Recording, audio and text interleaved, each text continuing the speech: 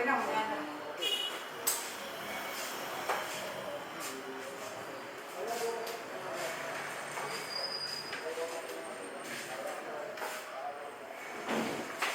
Coffee cookies pala, dalawang cookies lang ba? Hindi display ko yung malaking cookies. At pala maliit na cookies lang. Nag-ilaw niya siya. Gluten.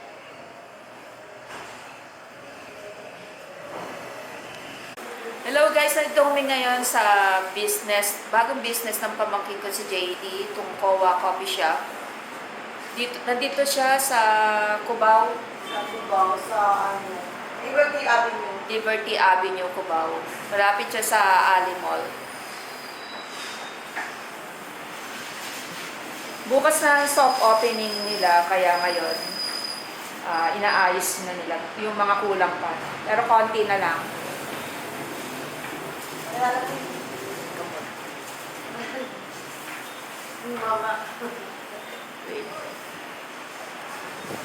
Ito yung design nila. Pan-Japanese daw to. No? Kowa. Ano yung ibig sabihin ng Kowa? Peace. Ha? Peace. Peace. Peace. Peace. Kapayapaan. Kapayapaan. Peace ka. So kaya ang motif ng ano nila, cafe nila ay, coffee shop nila ay Japanese din. Ayan. Ang nag-design nito ay ang sister niya, si Bianca. Ayan, ang mga anik-anik. Kaya may mga Ito yung mga kaartihan niya. Ang color nila ay brown. Brown. brown, blue, and white. Where's the blue? Ito kasi may blong pillow. So, anong capacity nito? Anong size nito? 30 plus. Anong square meter? Ano square meter to, JD? Hindi. Ilang square meter to? 25. Ha? 25? 30. 40. Oh, JD, 40? 25. 25? lang ba? Oh, di ba na? Sabi sa kontrata, di ba 30, mga ganon? Sabi nila. Oh. Kasama siguro bakit. So, ito pa yung design niya. Ito, binili to ni Bea saan? Online. Sa online. Magkakasama to? Biniling ganyan? Yan. Tapos may ilaw pa siya. Tapos dito mga 4 ang makakaano. Ay, dalawa dito. Tapos may, 4, 5, 6, 7, 8,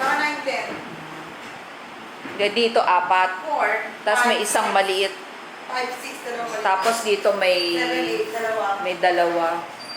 Ito pa. Tapos dito dalawa. Magulo pa kasi, naayos pa. So, sinaraduhan na ako. Ayan. Ang ginagawa ni Daddy. Akala ko tapos na kanina.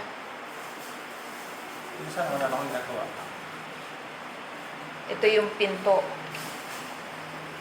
Paano tataas? Yun, no? Ayan.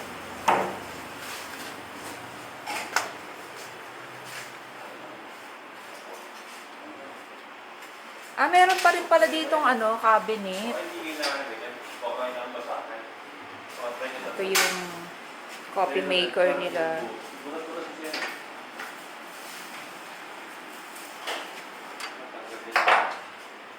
May CR din.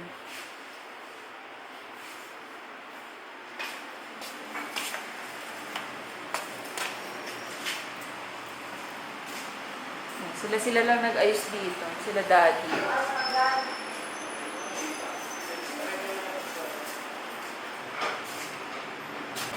Dito nga pala, meron akong lugar para sa pabango ko. Ito.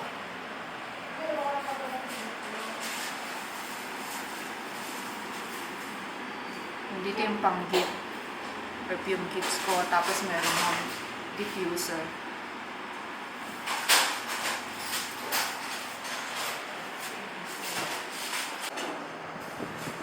JD, bakit coffee shop ang naisip mong gawing business? Una sa lahat, nakuha ko yung inspirasyon na to sa aking lola na si nanay Zenaida. Sa'yo mo to, Joe? Dahil every morning tinitimplahan niya kami ng kape. At doon na-introduce sa akin yung coffee. Sobrang napamahal ako sa coffee dahil sa kanya. Kaya simula Kaya ka nun, pa dyan, ha? nagkaroon ako ng eagerness na matuto sa kape. Nag-aral ako ng coffee hanggang sa magkaroon ako ng experience sa pagtitimpla ng kape. At ngayon, dito tayo sa COA. Kaya thank you, Nanay. You're the best. Ano ba yan? Nag-aral ka ba? Umating ka ba ng school? Opo, Jessica, no? Yes, gusto mo pala. Yes po, Ma'am Jessica, no? Mali.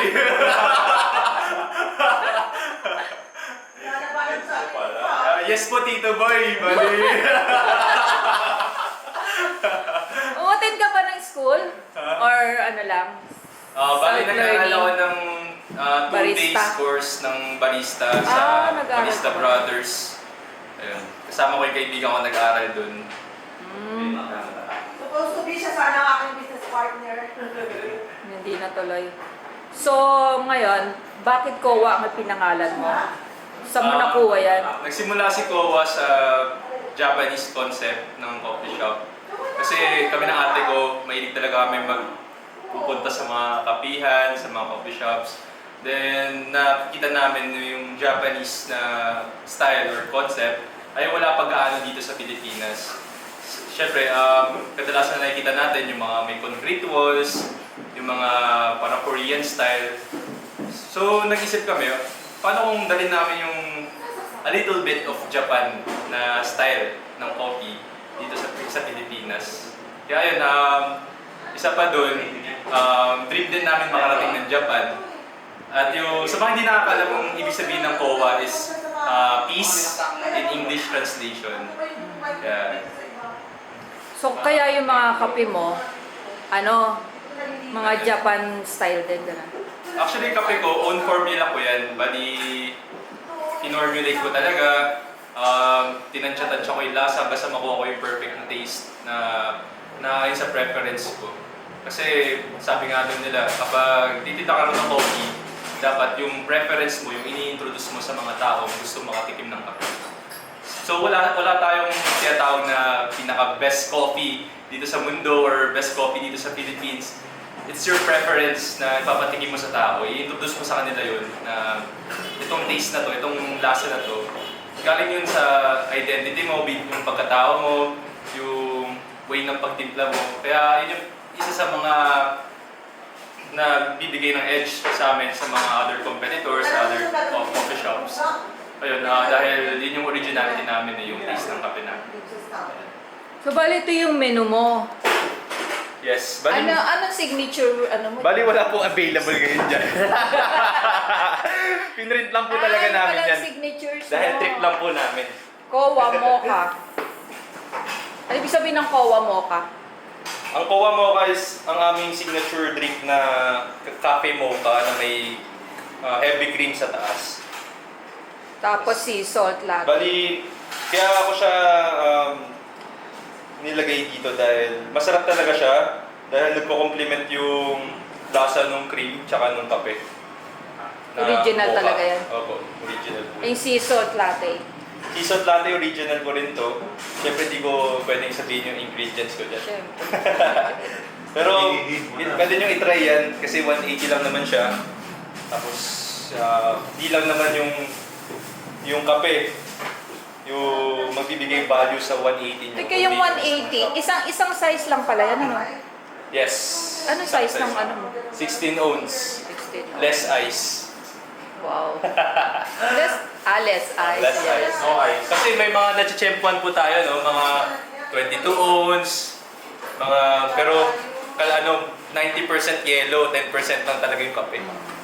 Sa amin, less ice po. Tapos yung dark chocolate mudslide. Parang kay daddy mo yan, Okay, mudslide. dahil. Tsaka to buttercream. Parang di ko yan alam So, recipe ko din buttercream. to. Bago yan. Inspired ko sa isa sa mga paborito kong coffee shop bago pong nagkaroon ng coffee. Buttercream. Tapos yung iba, non-coffee. Non-coffee, matcha latte, Ito, meron kaming kakaibang flavor ng matcha latte. Sa amin nyo lang po matitikman yung ganitong klaseng flavor ng matcha. Strawberry latte. Ito, bago lang to. Ito, i-release namin to for Valentine's Day para sa mga magde-date. At least medyo sweet ang inyong date. Tapos yan, strawberry smoothie, grasshopper smoothie. Ito kay Daddy, recipe ni Daddy. Ito yung dalawa. Yung parang kakaiba yung grasshopper. Para sa mga healthy living, meron po kami may offer na service sa inyo na talagang pwede sa inyo, which is yung para sa mga lactose intolerant, meron din kami ditong non-fat milk para hindi kayo sumakit yung tiyan nyo lalo kapag lactose intolerant kayo. Meron din kami ditong almond milk, decaf, Ibig sabihin ba, Bali ito yung para sa lactose intolerant, yung almond milk. Ito additional para sa- lang yun o yun na talaga lalagay mong milk? Mhm.